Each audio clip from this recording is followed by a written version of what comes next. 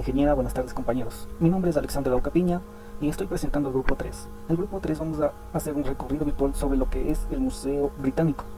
Primero les voy a dar una breve introducción sobre este museo. El Museo Británico está ubicado en Londres, Reino Unido. Este museo fue inaugurado el 7 de enero de 1753. El museo abrió sus puertas al público mundial el 15 de enero de 1759. Este museo cuenta con más de 8 millones de piezas antiguas, pero solo 50.000 están a la exhibición al público. También el Museo Británico tiene una biblioteca británica. Antes existía la biblioteca dentro del mismo museo, donde toda persona podría ir a visitar los documentos antiguos. Pero ahora el Museo Británico tiene su propia biblioteca, pero está ubicado en otro sitio. O sea, tiene su propia sede, la Biblioteca Británica. También podemos hablar que el Museo Británico ocupa 15.3 hectáreas de terreno. Además, posee gran variedad de piezas de culturas antiguas como la maya, romana, egipcia, griega, europea. Ya, ahora sí, nos ubicamos en la entrada del Museo Británico y aquí lo que podemos ver es aquí las guías de dónde dirigirnos, a qué salas, dónde están ubicadas las salas y todo eso. Aquí tenemos la entrada, aquí tenemos las otras salas, los pasillos para dónde dirigirnos. Ya, ahora vamos a irnos a la sala maya, a la primera sala que es la maya. Ya, estamos aquí en la sala maya. La sala maya, primero vemos aquí una escultura. Estas esculturas que vemos aquí, estas dos, son denominadas esculturas mayas debajo del relieve. Las bautizaron así porque estas esculturas fueron encontradas en muros de contención de la antigua ciudad maya. Y las dicen bajo el relieve porque están afuera, expuestas al sol, lluvia. Y como son hechas de piedras, no se han deformado. Y en esta escultura podemos ver a un maya, como se diría en la actualidad, bendiciéndole a otro guerrero maya. Este sería el sacerdote maya y acá el guerrero maya.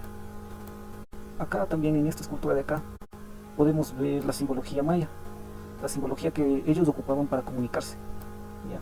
Acá girando podemos encontrar la simbología pero más clara. Aquí como podemos ver la simbología maya.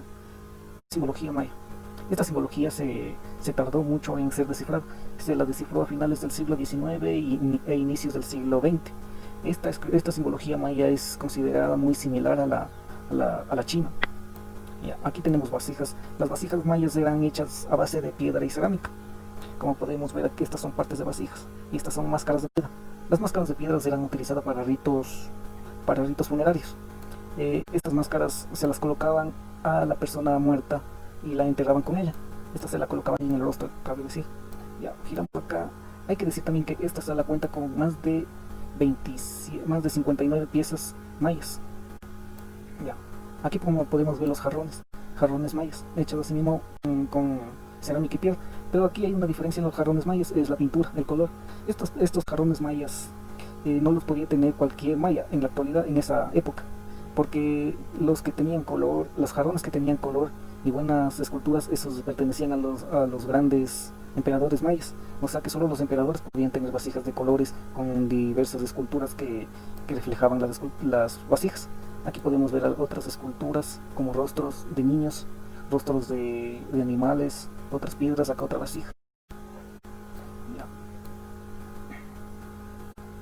Ya, aquí tenemos esto. Acá tenemos otras figuras de piedra que hablaremos luego. Aquí tenemos otra vasija que aquí está bien tallada con figuras mayas de sus ritos ancestrales, se podría decir.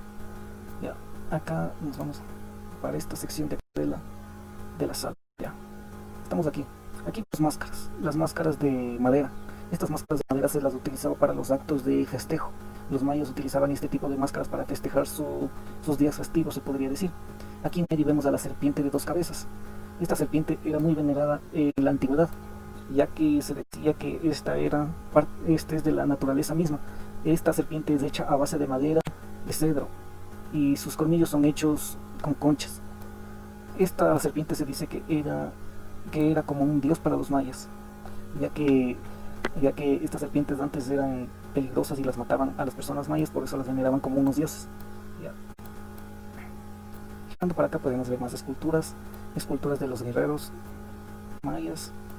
Aquí tenemos otra piedra con la simbología maya o el lenguaje maya. Aquí tenemos las puntas de flechas mayas. Aquí como podemos ver piedras con figurillas. En cada escultura maya se reflejaba toda su cultura, todo lo que hacían.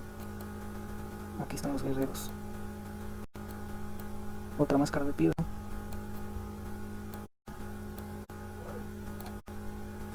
Y así podemos ver esta sala que tenemos aquí de esculturas mayas. Aquí tenemos otras vasijas.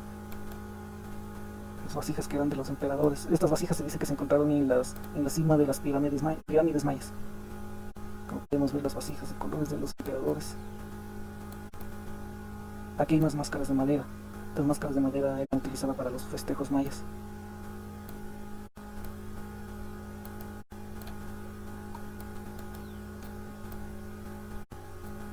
Acá vemos una daga, un cuchillo hecho a base de madera, y esto utilizaban los colmillos de cocodrilo o de jaguares, de los animales salvajes, utilizaban para hacer dagas.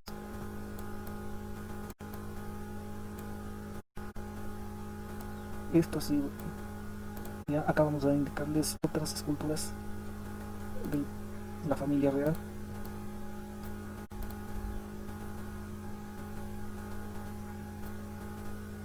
Aquí vemos las esculturas de la familia real. Aquí está el emperador, el hijo, la hija, y acá estaba la madre. Aquí vemos a la madre. Acá está el emperador como más alto rango de una familia. Aquí tenemos a la hija y este es el hijo. Estas esculturas fueron encontradas en la cima de la pirámide. Y eso sería todo por esta sala, y a continuación mi compañero les va a hacer el recorrido por otra sala. Gracias.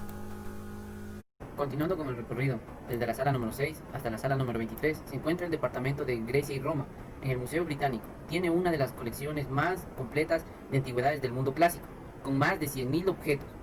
Estas en su mayoría oscilan en fecha desde el comienzo de la época de bronce griega hasta el reinado del emperador Constantino IV, en el siglo IV. Cabe mencionar que el departamento de Roma y Grecia tiene muchas obras famosas, como la vasija romana de cristal, conocida como el vaso de Portland, entre tumbas, mármoles y otro tipo de esculturas famosas. Nos encontramos en la sala número 15, donde se encuentran obras de los ateneos y los licios. Tras la derrota de la invasión persa de Grecia en 480 y 479 a.C., la Atenas democrática construyó un poderoso imperio marítimo. En esta época de prosperidad, calma, florecieron los grandes escultores, los grandes artistas, con una distintiva, las famosas vasijas de Atenas, que fueron exportadas a través del mundo mediterráneo. Como podemos observar, estas son las famosas vasijas. Eran utilizadas en su mayoría como adornos para la gente de gran clase, o también para el consumo de alimentos, como son los platos. Estas vasijas representaban bailes, danzas o algún tipo de cultura en especial. También sus dibujos eran seres mitológicos, o sus dioses eran representados en los diversos tipos de vasijas, como podemos observar en todas las vasijas que estamos viendo. También eran grandes escultores y les gustaba representar seres mitológicos, como las esfinges, como podemos observar en estos de aquí. Otra de las grandes obras que podemos encontrar en esta sala es la tumba mortuoria del emperador de la capital de los Licios.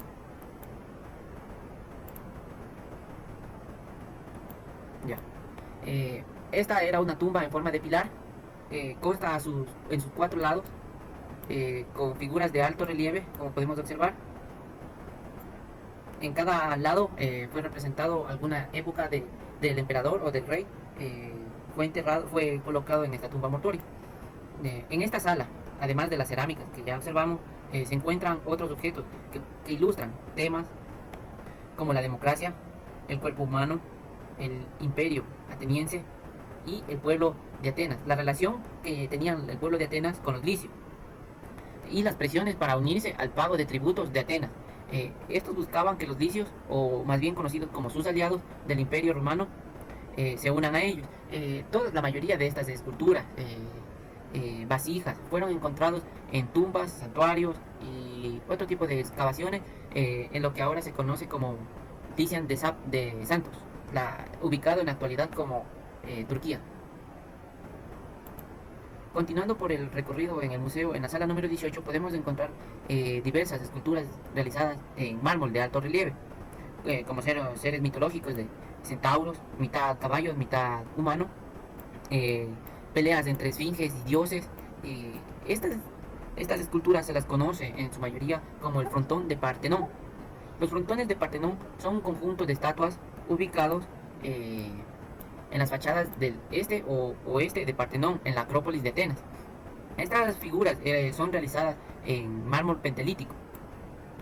Como podemos observar, toda esta sala está llena de este tipo de figuras. Uno de los grandes, y porque existieron varios constructores, fue Agoraclítico. Y otro de los maestros constructores de este tipo de obras fue Fidias. En estas figuras se representaban todo tipo de adoraciones a sus amos, a sus reyes, a sus emperadores. O también se representaban bailes, la manera de trabajar la tierra, todo tipo de acto que ellos creían conveniente representar en este tipo de esculturas, lo realizaban. Un saludo, les habla Ricardo y yo continuaré con la exhibición. En la Galería de la Escultura Egipcia se exhibe desde el año 1802 la piedra de Rosetta, que fue la clave para descifrar los intrigantes caracteres jeroglíficos. La piedra de Rosetta contiene 72 centímetros de altura, con 3 esquinas quebradas y una resonancia metálica de basalto negro. Contiene una transcripción en bilingüe del griego y egipcio, de un decreto del faraón Ptolomeo V. Gracias a Thomas Young y al francés Jean Champollion Francois, la piedra de Rosetta se considera una de las joyas de la historia, ya que fue la clave para descifrar los jeroglíficos del antiguo egipcio. Lleva el sello de los dioses, contiene más de 1400 caracteres y muestra la forma común en que la gente escribía en ese entonces. También en la franja inferior contiene la traducción en griego. Entramos con anhelo a la sala babilónica, donde nos muestran objetos que fueron extraídos de la ciudad de Ur, que fue la ciudad natal del patriarca Abraham. Notes esta prenda para la cabeza, que fue realizada con hojas de oro entretejidas, y estos aretes grandes de media luna que pendían de las mujeres caldeas. También se observa estos collares que fueron realizadas de lápiz lazuli. El lápiz lazuli es un ámbar azul.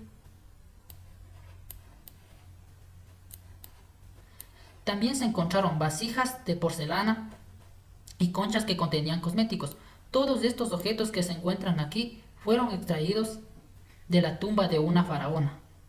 También en la tumba de la faraona se encontraron sirvientes que fueron enterrados vivos, juntos con su reina, ya que se consideraba un honor poderle servirle en el más allá a su reina ama. Las excavaciones que se realizaron en la ciudad de U demostraron que cuando Abraham partió de ahí en el año 1943 a.C., la ciudad de Ur vivía en lo alto del prestigio y poder. Inclusive en ese entonces se enseñaban a los niños a escribir y a hacer cuentas. Cuando Abraham partió de ahí hacia Canaán, dejó su templo en forma de zigurat, y es hasta ahora el mejor templo conservado hasta la historia, donde ahí se han encontrado variedad de objetos, tumbas reales que contenían adornos, joyas, arpas. También se encontró que los arquitectos de aquel entonces ya trabajaban con columnas, existía la cúpula, e inclusive encontraron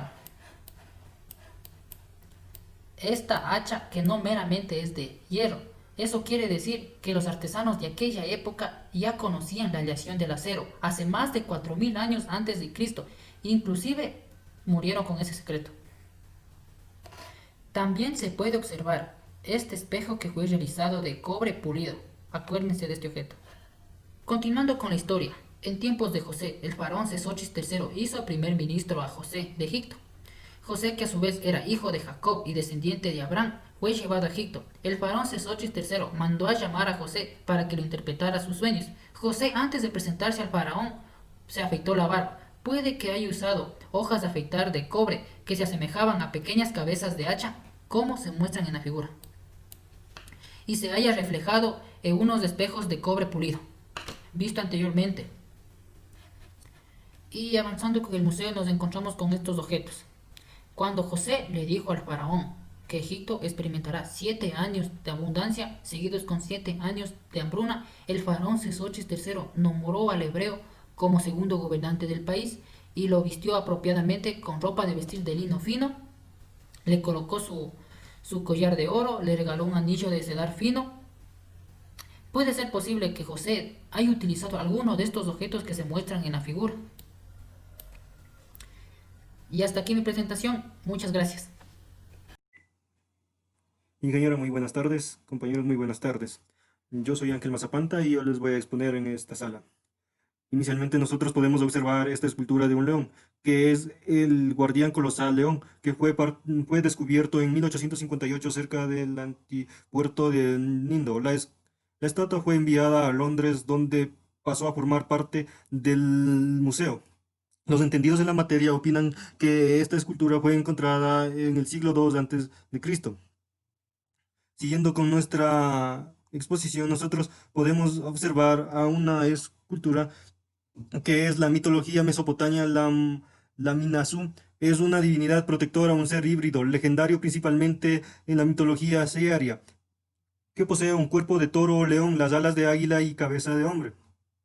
Surge en Asiria como uno de los elementos antropológicos para guardar las puertas de las ciudades o palacios de sus monarcas.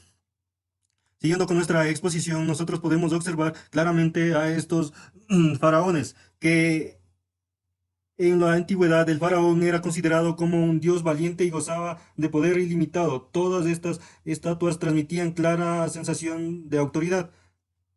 Adentrándonos para hablar a fondo acerca de uno de los principales, es Ramses. Ramses II gobernó Egipto durante 67 años, en el siglo XIII a.C. Fue uno de los mayores monarcas. Se cree que engendró más de 100 hijos y vivió hasta la edad de 90 años.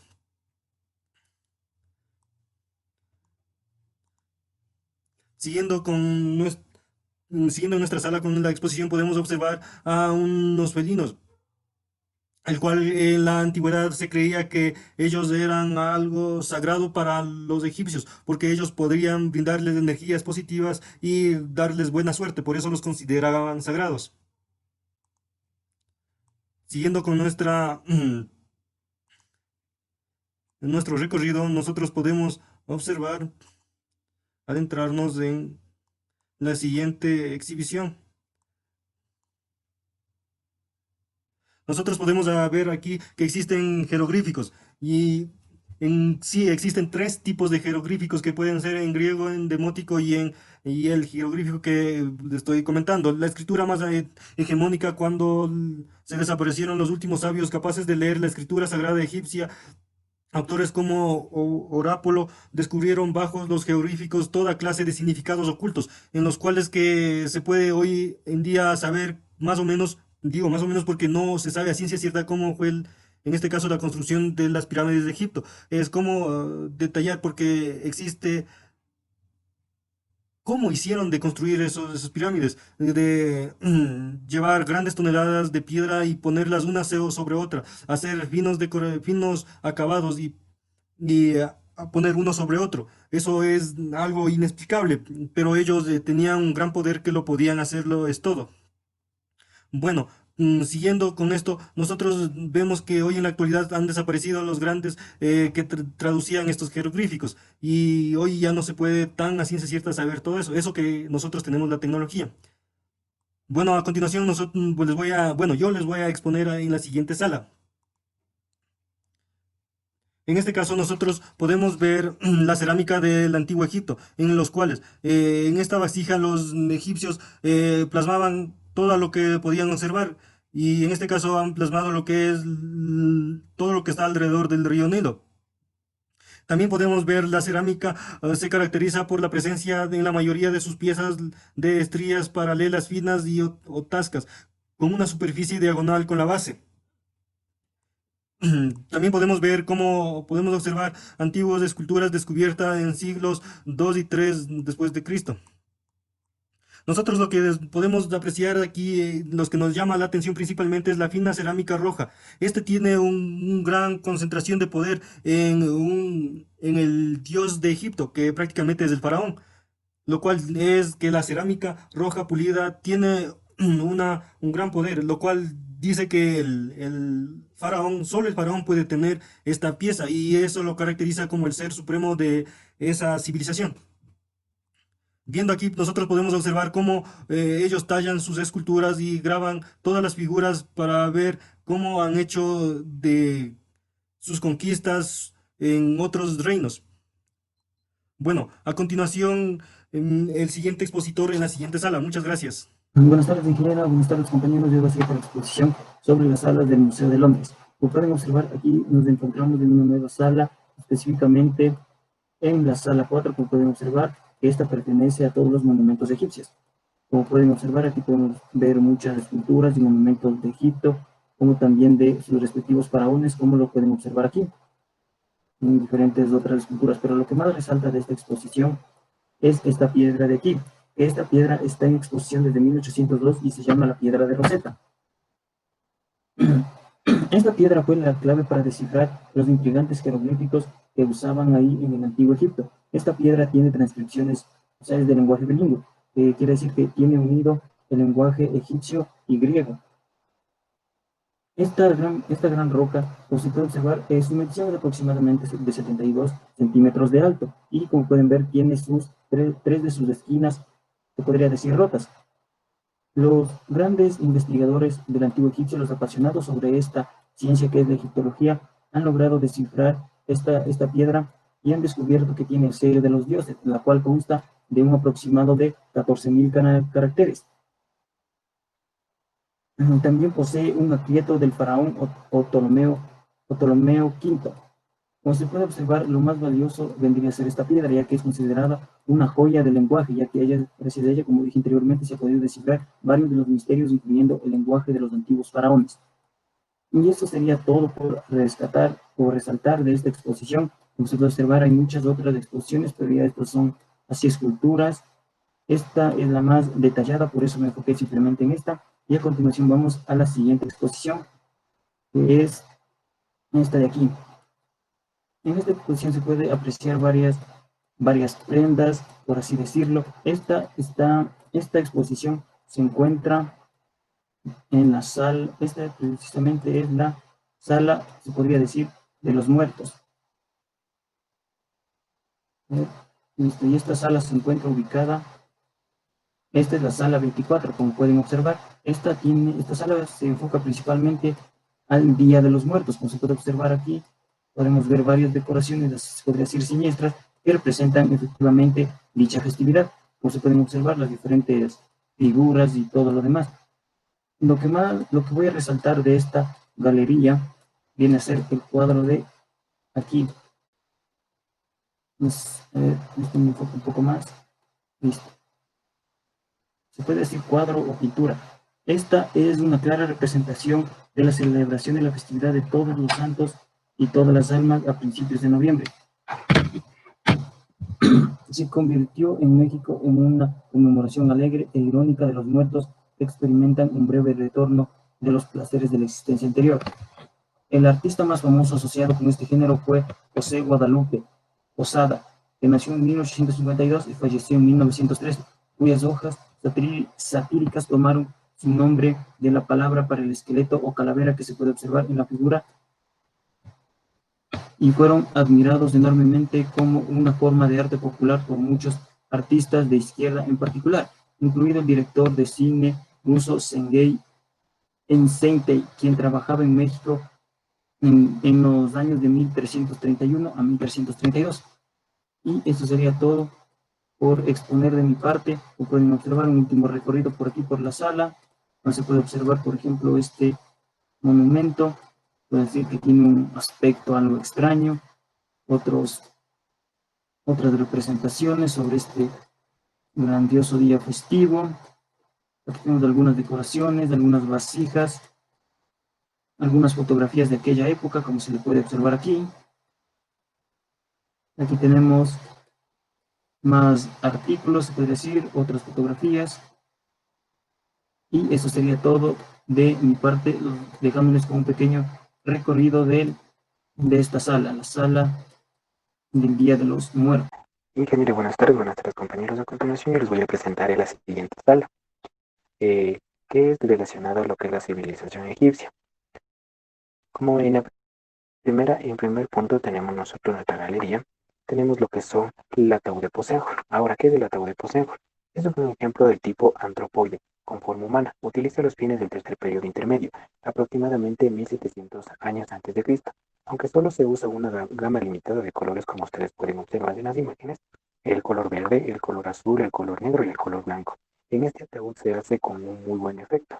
Posénjol usa el tocado de rayas, que se ve como en las imágenes por primera vez al comienzo del Reino Unido, alrededor de 1500 años antes de Cristo.